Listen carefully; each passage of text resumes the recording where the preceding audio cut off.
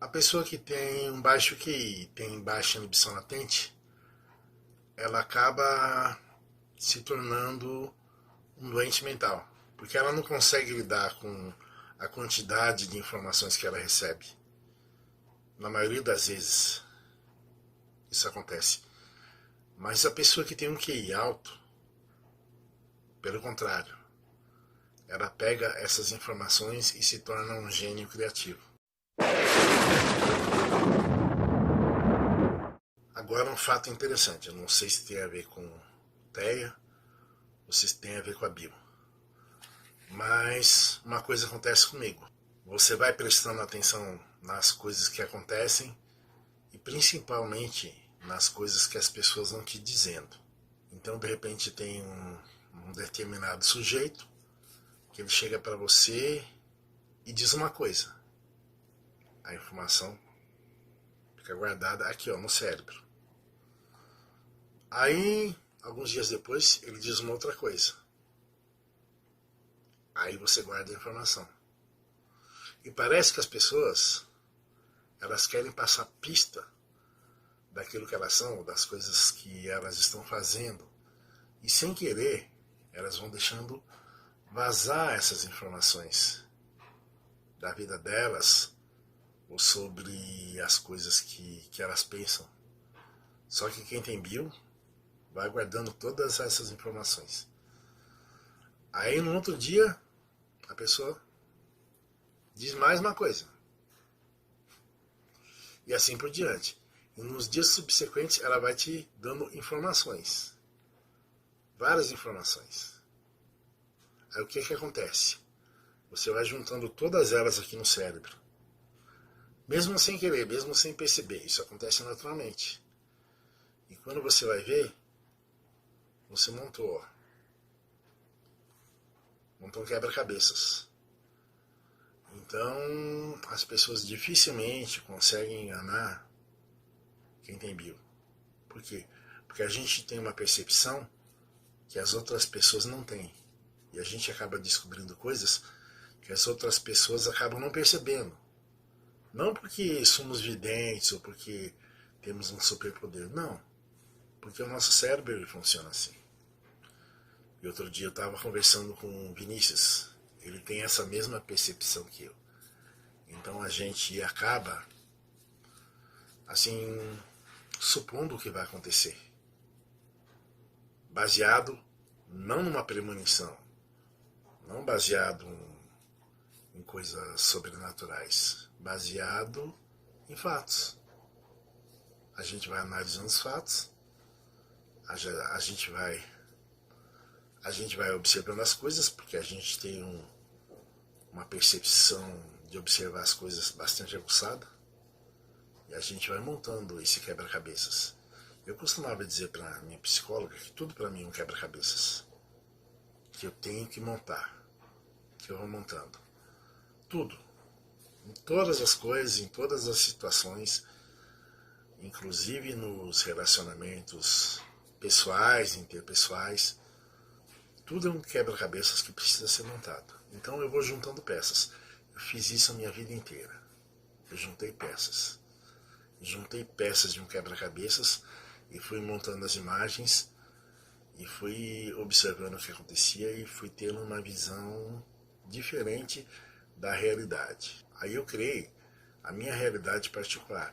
Baseado em quê? Baseado em evidências, baseado em fatos, baseado nas coisas que eu via. É uma coisa estranha, não sei explicar direito o que acontece. Mas ainda hoje, tudo para mim é um quebra-cabeças imenso que eu tenho que estar montando, que eu tenho que estar juntando peças para poder entender o todo. Porque eu sempre tive dificuldade de entender as coisas. As coisas nunca foram muito claras para mim. Então eu precisava decifrar. É como se eu tivesse que decodificar aquilo que eu via, que quem tem TEA, pelo menos no meu caso, a gente entende a linguagem lógica. Tudo para a gente é lógico. E aquilo que foge da lógica a gente não consegue entender direito. Pelo menos isso acontece comigo. Então tem coisas que eu não consigo explicar direito, principalmente em relação a sentimentos. Não que a gente não tenha sentimentos. Muita gente diz que quem tem transtorno do espectro autista não tem empatia, não tem sentimento pelas pessoas. Isso é mentira. Muito pelo contrário. Nosso sentimento, muitas vezes, ele é até mais intenso do que o das outras pessoas. Tudo na gente é mais intenso. Só que tem um porém, a gente não sabe lidar com eles. Então, por causa de não saber lidar com eles, a gente, consciente ou inconscientemente, a gente foge dos sentimentos. E por isso, muitas pessoas que estão dentro do espectro autista, elas parecem frias, calculistas, mas não é essa a realidade. Gente, eu queria deixar claro para vocês que eu estou passando aqui o meu ponto de vista. Tudo que eu digo aqui nos meus vídeos é baseado na minha experiência, naquilo que eu vivi e naquilo que eu passei, naquilo que eu tenho observado. Necessariamente não é uma coisa assim definitiva. É um ponto de vista meu. E eu vejo as coisas assim. Tudo para mim parece um enigma que eu tenho que decifrar. Sabe aquela brincadeira de montar Lego?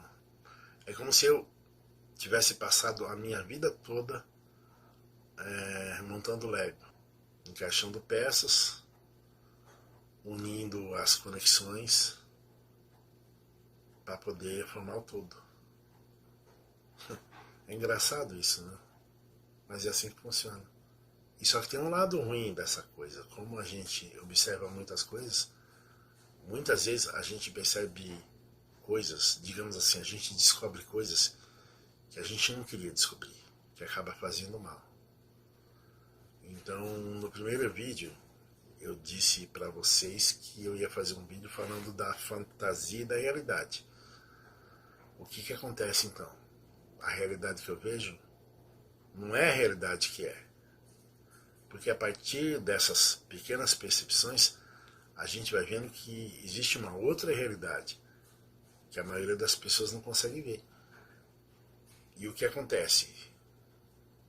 Eu estou falando agora por mim. Então, tudo parece que é um grande teatro, que as pessoas estão dissimulando, elas não são aquilo que elas demonstram que são. Na realidade, a natureza delas é completamente diferente daquilo que as pessoas tentam passar ou mostrar pra gente. E muitas vezes a gente se surpreende com fatos, atitudes que a gente não esperava daquela pessoa. E quando a gente descobre, o que acontece?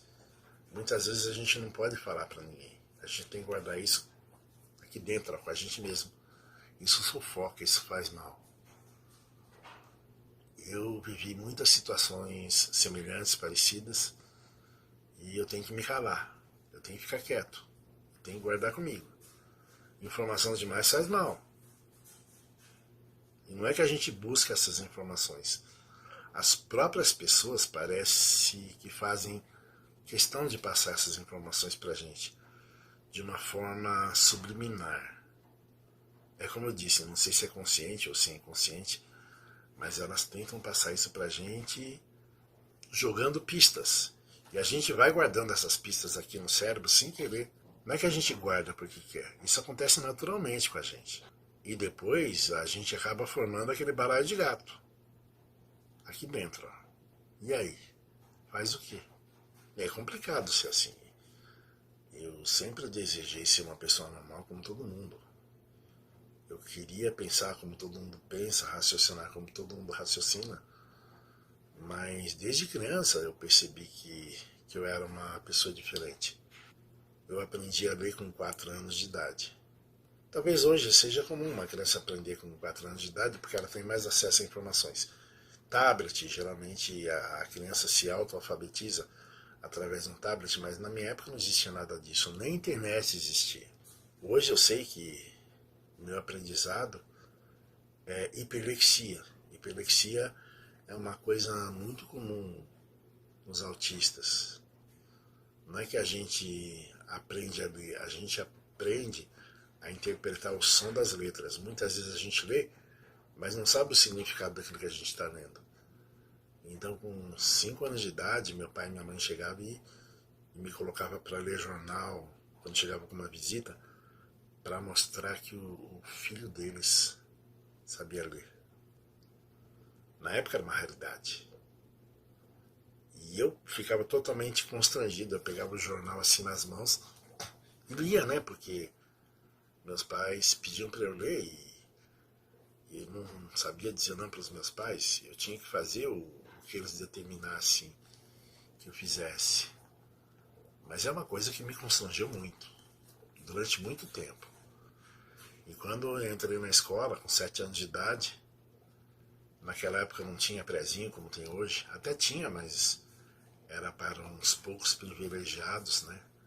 As famílias pobres, como foi a minha, não tinham condições de colocar o filho na pré-escola. E quando eu cheguei no primeiro ano, eu já sabia ler, escrever, fazer contas. Então, eu tive muito problema na escola também em relação a isso. Porque eu estava diante da classe. Eu estava à frente da minha turma. E um outro porém também na escola, eu não conseguia fazer nada em grupo.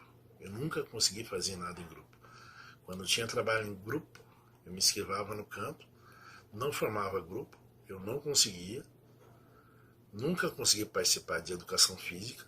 Quando tinha educação física, eu faltava nas aulas, porque o professor formava os times e eu não conseguia interagir.